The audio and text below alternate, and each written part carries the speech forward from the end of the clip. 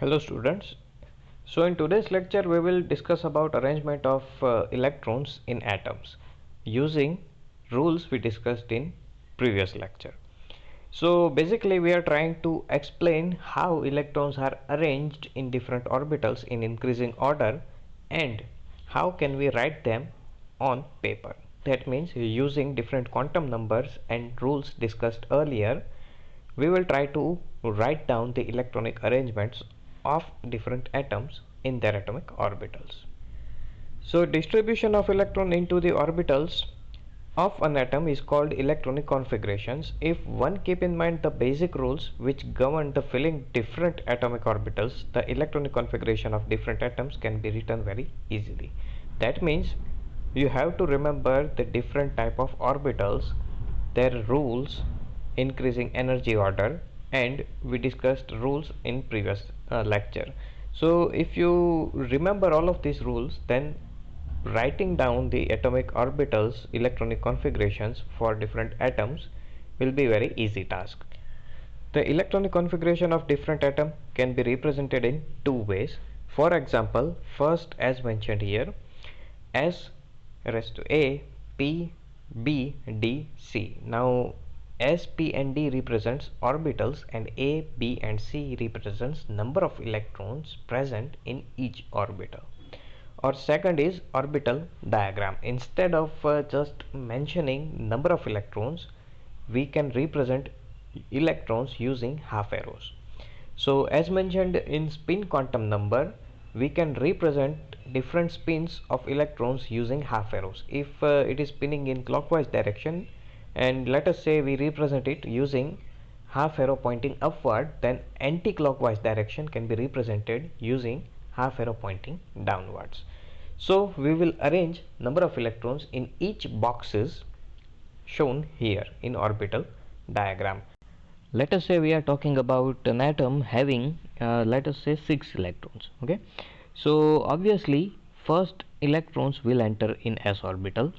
Maximum capacity of s orbital is of 2 electrons, so s orbital will occupy 2 electrons. Now remaining 4 electrons will enter in next p orbital, so 4 electrons in p orbital. So this is our first type of notation. And in orbital diagram, add 2 electrons in s orbital like this. First half pointing arrow upward, second half arrow pointing downward. So 2 electrons are already filled in s orbital. Now next p orbital will gain 4 electrons, and adding of electrons should be according to rules discussed earlier. So according to maximum multiplicity rule, first each and every degenerated orbitals or similar energy having orbitals will accept one electron like this. And when all of these three contains at least one electron, and then afterwards pairing will start. Okay, so this will be electronic arrangement according to orbital diagram. You can use half arrow or full arrows depending on your convenience. It is not necessary to use half arrows. You can use full arrow if you find it more convenient. Okay, so now with example, the hydrogen atom has only one electron which goes in the orbital with the lowest energy, namely 1s. The electronic configuration of hydrogen atom is 1s1, meaning that it has one electron in the 1s orbital. Okay, so simple configuration of hydrogen as mentioned here, it is 1s1. So it represents our principal quantum number is 1, then subsidiary quantum number represents L is equal to 0, because S represents L is equal to 0, and 1 in superscript represents it contains only one electron. Maximum capacity of s orbital is 2 electron, but here it has only one electron because hydrogen atom has only one electron. Okay, so it has only one electron. So this will be the electronic configuration of hydrogen atom, and we can represent it like this as well. In s orbital, one electron is present. Similarly, for helium, as we know, it contains 2 electrons. So first orbit will be lowest energy containing orbital, which is again 1s. and maximum capacity of 1s is 2 electrons. So this will be the electronic configuration of helium. Principal quantum number n is 1, subsidiary or azimuthal quantum number L will be 0 because S represents 0 and it contains 2 electrons. So subsequently we can write other atoms in continuous manner. Suppose let us first of all represent its orbital diagram. So orbital diagram wise, we have one s orbital and it contains 2 electrons like this for helium. Now moving towards the next element, lithium. As we know, lithium contains total 3 electrons. So as we know, lowest energy orbital will be 1s. Then we have 2s orbital. Now if principal quantum number 2 is started, it means all of the orbitals present in principal quantum number 2 will be there. But because of no electrons present in them, it is not necessary to mention them during the electronic configuration. But keep in mind, it will be there. That means in case of lithium, first 2 electrons out of 3 will enter in lowest energy orbital, which is 1s. Then third electron will enter in 2s orbital. At the same time, we also have 2p orbital present in lithium, but it contains 0 electrons, so no need to mention it during the electronic configuration of lithium. But keep in mind, it will be present there. Okay, if it is required, then lithium can use this 2p orbital. Orbital diagram for lithium, however, it will be something like this. 1s orbital contains 2 electrons like this. 2s orbital contains 1 electron. Okay, so this will be orbital diagram of lithium. Now our next element will be beryllium, having 4 electrons. So in case of beryllium, first 2 electrons will enter in lowest energy orbital, which is 1s. Then next third electron will enter in 2s orbital and fourth will enter in 2s orbital as well. So this will be the electronic configuration of beryllium, 1s2, 2s2. And keep in mind, 2p orbital will be present there, but with 0 electrons, so no need to mention it. Next will be boron with 5 electrons. So same rule will be applied. First electron in 1s, second in 1s. Now it is fully filled, so third will enter in 2s, then fourth also enters in 2s. Now fifth electron, because 2s orbital is fully filled, fifth electron will enter in 2p orbital like this. So this will be our electronic configuration: 1s2, 2s2, 2p1, according to both type of representation. Next one is carbon, having 6 electrons. So as mentioned earlier, for 1s and 2s, 2 electrons will be added first. After they are fully filled, 2 electrons will be added in 2p orbital. So first electron will enter in first orbital of 2p. Then second electron will enter in second orbital of 2p. Okay, so this will be electronic configuration for carbon: 1s2, 2s2, 2p2. Okay, but notice here 2 electrons are not paired up according to maximum multiplicity rule. For nitrogen we have 7 electrons, so all you have to do is add one more electron into p orbital and it will be added in last one like this, and this will be electronic configuration: 1s2, 2s2, 2p3, and all of the 3 electrons present in p orbital will be unpaired. Next, oxygen has 8 electrons, so we have to arrange 8 electrons. First 2 electrons in 1s, then 2 in 2s, then all of the remaining 4 electrons will be added in 2p. First there will be unpaired, one in each, then fourth electron will start pairing like this, and this will be our electronic configuration: 1s2, 2s2, 2p4 with 8 electrons. Then there will be fluorine with 9 electrons. So similar situation just like oxygen. Now we have to add one more electron and it will be added in second p orbital, and this will be our electronic configuration: 1s2, 2s2, 2p5. and last one will be neon noble gas having total 10 electrons. So this will be fully filled orbital up to 2p orbital. Okay, neon has fully filled orbital up to 2p orbital, and it contains total 10 electrons. So just like fluorine, add till 9 electron, and last electron will be added in last p 2p orbital, and now this is the full electronic configuration of neon. Okay, so we discussed about up to 10 elements, or up to 10 atomic number, or first 10 elements of periodic table, and it is also mentioned here, you can check it yourself. Now next 8 elements from sodium to argon also follows the exact same pattern as we discussed for first 10 elements from hydrogen to neon. In this case, 3s and 3p orbitals will be filled in increasing order. First 2 electrons will enter in 3s, and then 6 will enter in 3p orbital. So this process can be simplified if we represent the total number of electrons in the first two subshells by the name of element neon.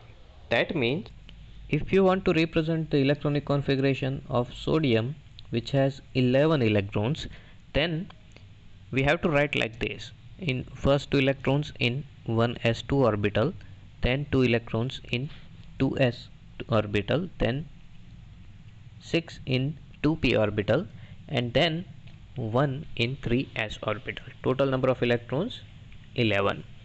To simplify this electronic arrangement, we can rewrite this term as neon, because this represents electronic configuration of neon. That means we know that neon contains 10 electrons, and all the orbitals up to that point are fully filled. So instead of writing 1s2 2s2 2p6, we can represent it as neon core.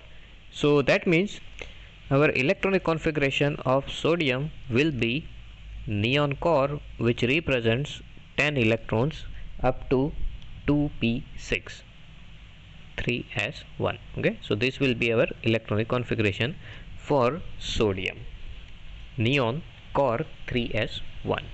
Similarly, we can write it for argon as well: neon core 3s2 3p6. This represents electronic configuration of argon. You can write it like this instead of writing it like this. So that's why we can write electronic configuration of sodium as neon core 3s1 and argon as neon core 3s2 3p6. Okay, so you can write other elements in between them. That means from number 11 to 18 we have total 8 elements. You can write increasing order of electrons present in orbital as mentioned here. The electron in completely filled shells are known as core electrons, and the electrons that are added to the electronic subshell with the highest principal quantum number are called valence electron. For example, as mentioned here, in case of sodium, 10 electrons up to the neon core, they are called core electrons, and electrons later that points are known as valence electron. So as we can see in this case, in case of sodium, highest quantum number belongs to 3.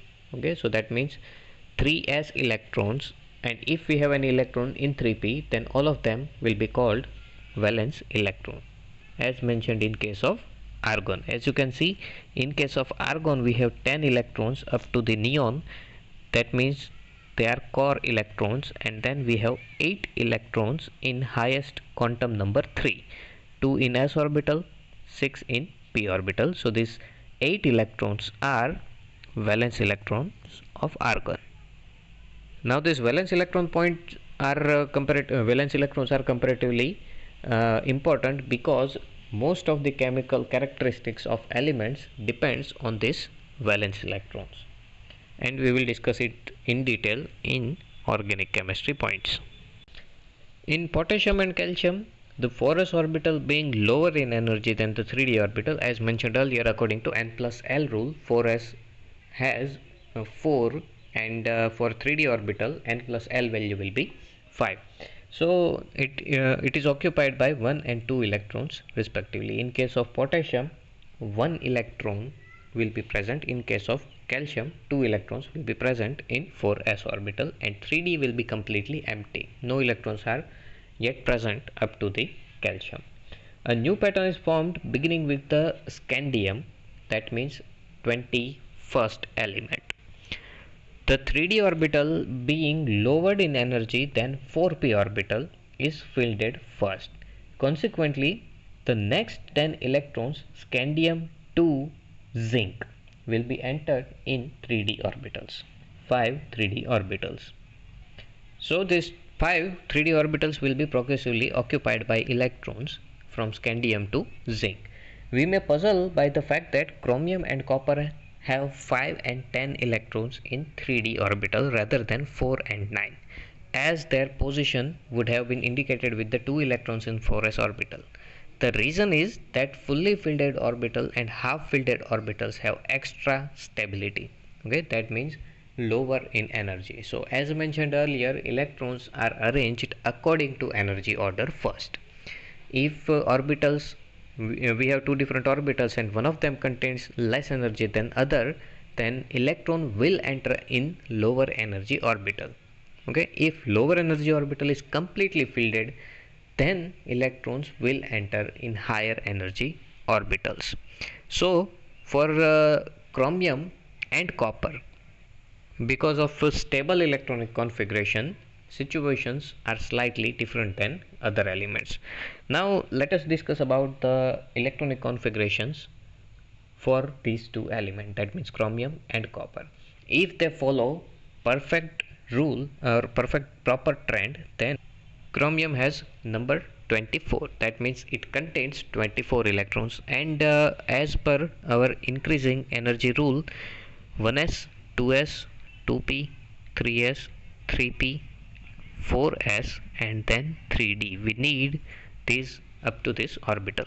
So we have to arrange 24 electrons. So let us assume chromium follows proper rule as discussed. So 2 electrons will enter in 1s, next 2 in 2s, 6 in 2p, 2 in 3s, 6 in 3p, 2 electrons in 4s orbital. So up to the 4s orbital, we already used 20 electrons. So that means in next 3d orbital, 4 electrons should be added. But because of higher stability of 3d orbital when it is half filled, it will decrease its energy, or because of stability obtained by proper arrangement or symmetrical arrangement of the electron in d orbital, situation will be flipped, and because of that energy of 3d will decrease than 4s, and electron of 4s will jump in 3d. So new electronic configuration, 4s contains 1 electron and 3d contains 5 electron. Now up to the 3p orbital, total number of electrons will be 18, which represents argon core. So instead of writing 1s, 2, 2s, 2, 2p6, 3s, 2, 3p6, simply you can write it as argon core, which represents this electronic arrangement up to 3s6. So next orbital will be 4s having 1 electron and 3d having 5 electron for chromium. Okay, so keep in mind, fully filled orbitals are most stable orbitals. So we have total 4 different type of orbitals: s, p, d and f.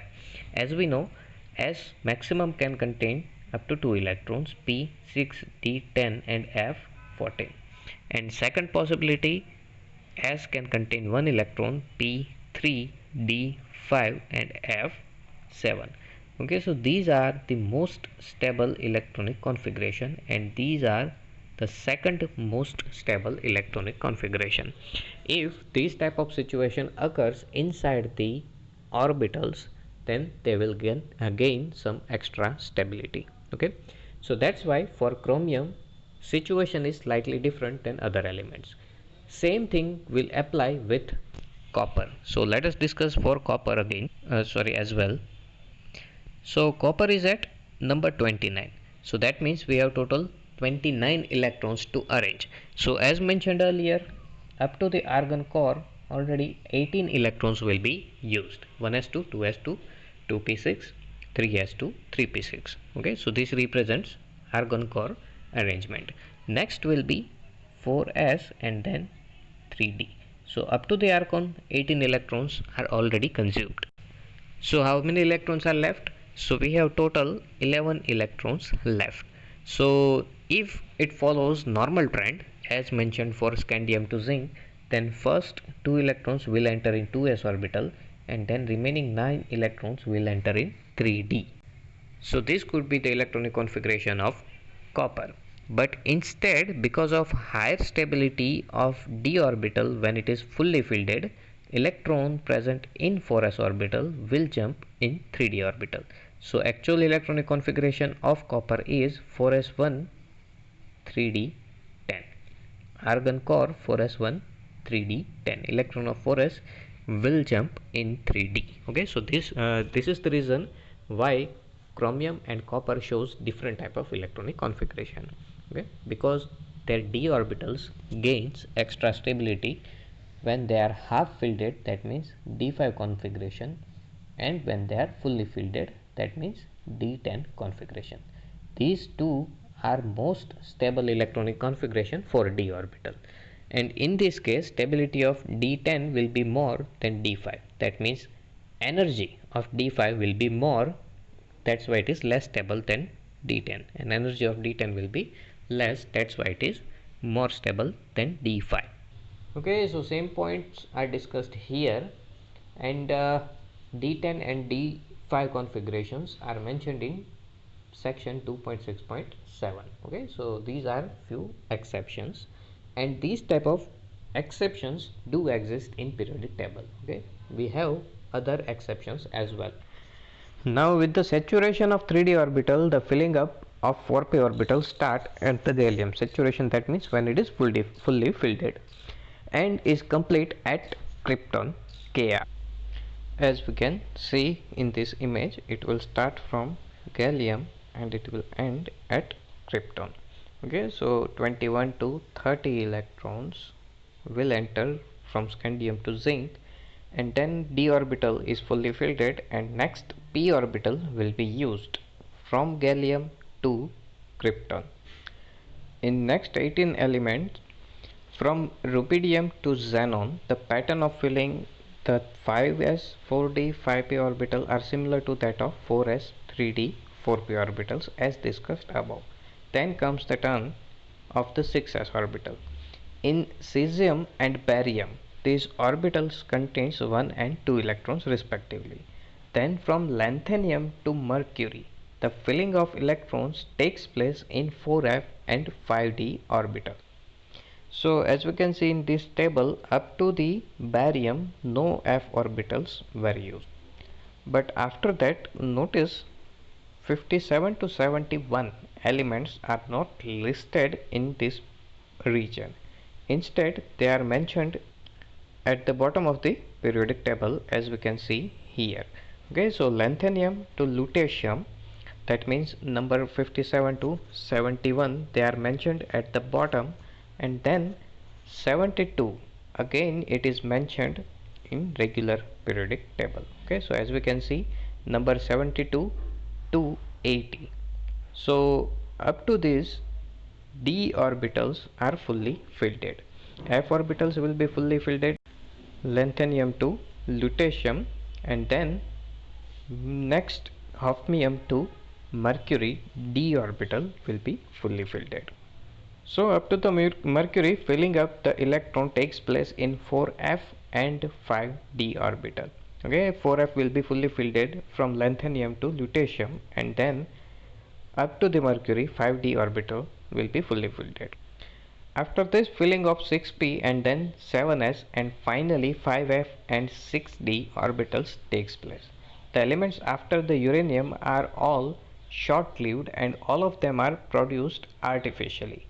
Now short-lived, that means they will follow radioactive decay. They will undergo radioactive decay. That means their nucleuses will split and some simpler molecules will be atoms will be obtained from these type of heavy atoms. Okay, so it is called radioactive elements. So they will undergo radioactive decay and that's why they are short-lived.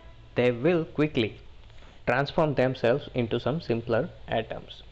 So they are not naturally occurring as well because they are very short-lived, same reason. So scientists do produce these type of elements by various reactions inside the laboratory. That's why they are artificially produced. The electronic configuration of the known elements as determined by the spectroscopic methods are tabulated in table 2.6 page number 66. That means here electronic configurations of known elements are mentioned, and if they have any exception, that means if their electronic configurations are not as per rules, then stars are mentioned with the name of elements. As for example, from the starting, as we discussed, electronic configuration of chromium is different than the rest of the elements, and then our second exception will be copper. So you may ask why these type of electronic configurations are important, or what is the utility of this type of electronic configuration. So we can say that it is the base of the chemistry. Modern chemistry depends almost entirely on the electronic distribution to understand and explain chemical behavior. For example, question like why two or more atoms combine to form molecule, why some elements are metal while other are non-metal, why elements like helium or argon are non-reactive but halogens and other elements metals are highly reactive. So find simple explanation from the electronic configuration. We can answer all of these questions by just using their electronic configurations. So these questions have no answer in the Daltonian model of atom. A detailed understanding of the electronic structure of atom is therefore very essential for getting an insight into the various aspects of modern chemical knowledge.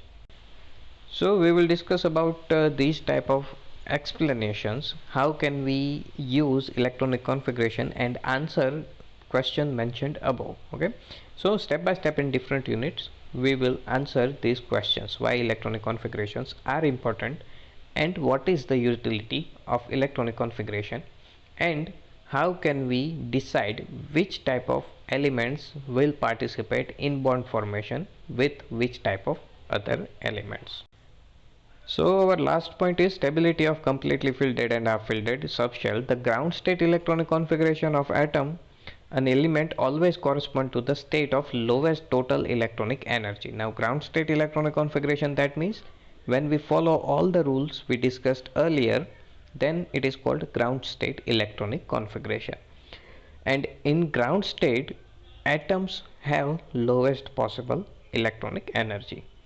The electronic configuration of the most of the atom follows the basic rule given in section 2.6.5. However, in certain elements such as copper or chromium, where the two subshells 4s and 3d differ slightly in their energies. Now note here, energy difference between 4s and 3d is comparatively very low. That's why minor change in electronic configuration can change the order of energies. So they differ slightly in their energies. An electron shift from the subshell of lower energy to subshell of higher energy provides such a shift results in all orbitals of the subshell of higher energy getting either completely filled off or half filled. The valence electron configuration of Cr and Cu therefore are 3d5 4s1 and 3d10 4s1 respectively, not 3d4 4s2 and 3d9 4s2. Okay, so as mentioned earlier, when electrons are fully filled, then orbitals gains extra stability. That's why lowers energy, and when they are half filled, again they gain extra stability. That's why energy decreases. So it has been found that there is extra stability associated with these electronic configurations. Now, why fully filled or half filled orbitals are extra stable? So reasons are mentioned here.